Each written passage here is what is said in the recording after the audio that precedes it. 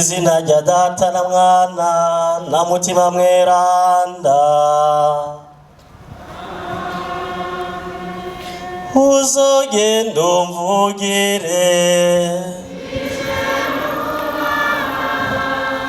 mu makungu yose,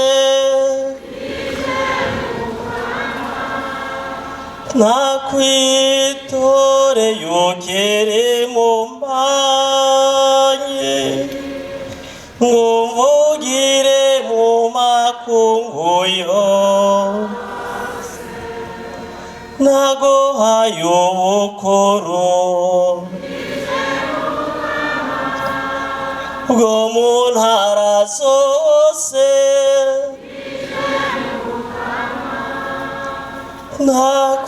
nakwitore yukere mu mbanyi, ngo mvugire mu makungu yose. Ntutinye turi kumwe,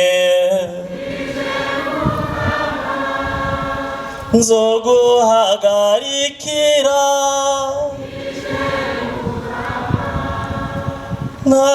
nakwitore yukire mu mbanyi, ngo mvugire mu makungu yose.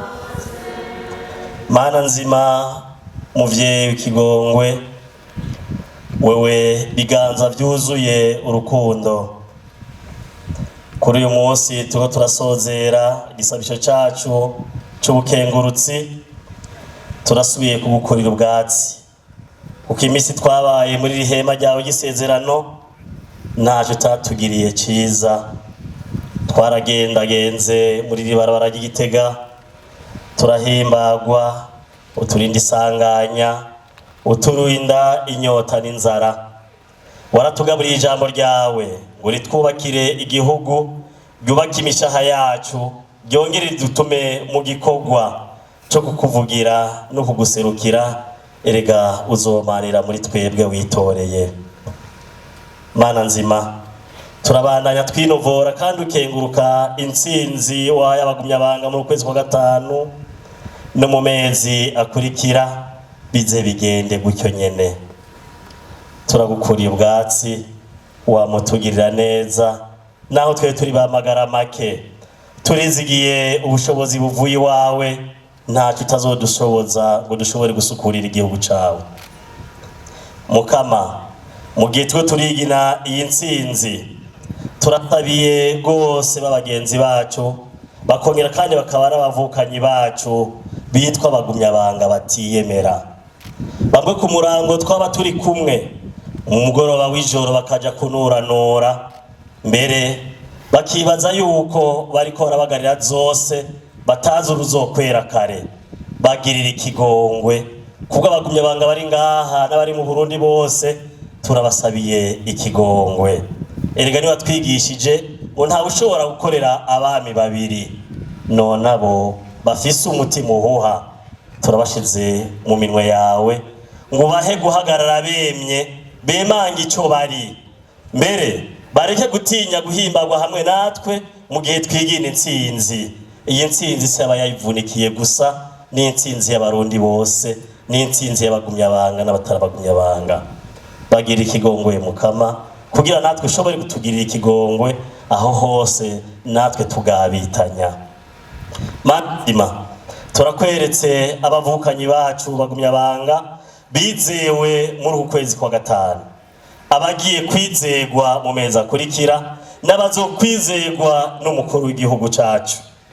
Ubahe yangabirano waha umwami Salomo, baze bakorera igihugu nk'abagikunda kandi nk'abemera Imana.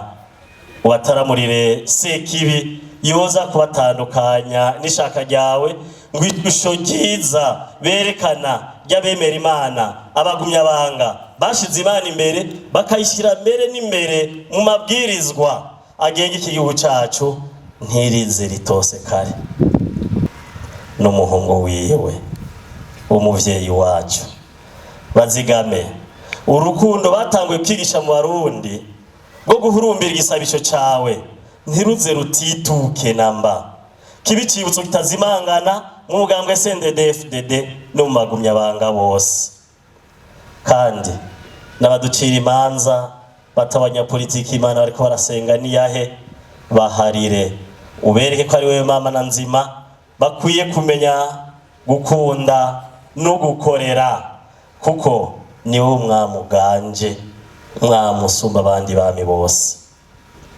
Twari gusaba vyinshi ariko wami biduhera ubuntu.